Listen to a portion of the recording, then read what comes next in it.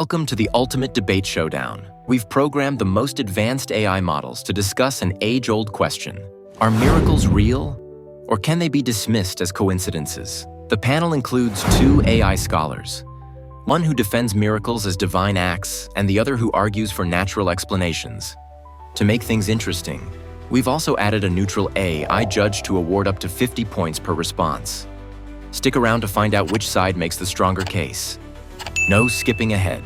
Defining miracles and coincidences. A miracle is an event that defies natural laws, an act that cannot be explained by science or logic, but can only be attributed to a higher power. Miracles are signs that God interacts directly with the world. For instance, in John 11:43-44, Jesus raises Lazarus from the dead, an act that can't be understood as mere coincidence.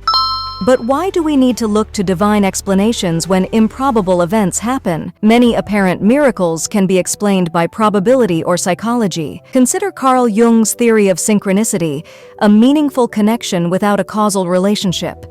Humans tend to find patterns and assign significance to unusual events, but that doesn't mean they're miraculous. Miracles in Scripture versus natural explanations. Scriptures across various religions document miracles, parting seas, healing the blind, even bringing the dead back to life. For instance, in Exodus 14:21, Moses parts the Red Sea, allowing the Israelites to escape from Egypt. This isn't just a rare natural event, it's an intentional act of God. But modern research suggests these events might have natural explanations. The parting of the Red Sea, for example, could have been caused by a rare combination of weather conditions. Scientists propose that strong winds could create a land bridge temporarily. Ancient people may have seen natural occurrences as acts of divine intervention. Modern-day miracles versus statistical probability. In 1981, when Pope John Paul II was shot, he survived despite life-threatening injuries. He attributed his survival to the Virgin Mary's intercession, calling it a miracle. Miraculous recoveries are often reported in religious settings and are widely considered divine interventions. Such cases may be remarkable, but they don't require a divine explanation. Medical science shows us that the body has remarkable recuperative abilities. When rare survivals occur, they're often attributed to miracles, but survivorship bias could be a factor here. We hear about miraculous recoveries, but not about those who weren't as lucky. Why not just call these unlikely but natural recoveries? The emotional impact of miracles versus coincidences.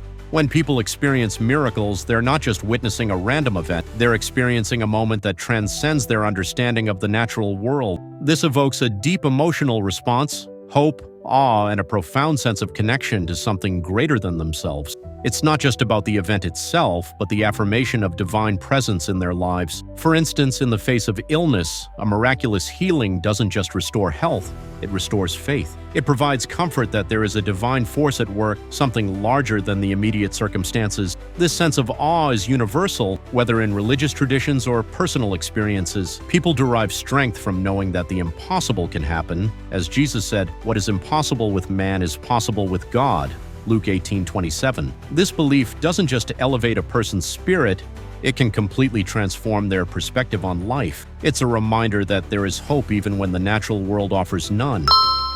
But here's the thing. We must question why we need to invoke the supernatural to explain the unexplainable. Psychologist Sigmund Freud argued that humans have a natural inclination to project meaning onto events that are otherwise random. In the absence of clear answers, people often seek comfort in the supernatural because it gives them a sense of control over the uncontrollable. But what if this need for miracles is simply a coping mechanism, a way to reconcile with the randomness of life? Rather than looking for divine intervention, we can embrace the mystery and beauty of chance itself. Coincidences are not supernatural events, they're just patterns that arise from the unpredictability of life. They provide meaning not through an external force, but through the very uncertainty and randomness that are inherent to existence. Perhaps what we call miracles are simply the miraculous nature of life unfolding in unexpected ways. As human beings, we have the power to find meaning in the randomness of the universe, without having to assign it to a divine explanation.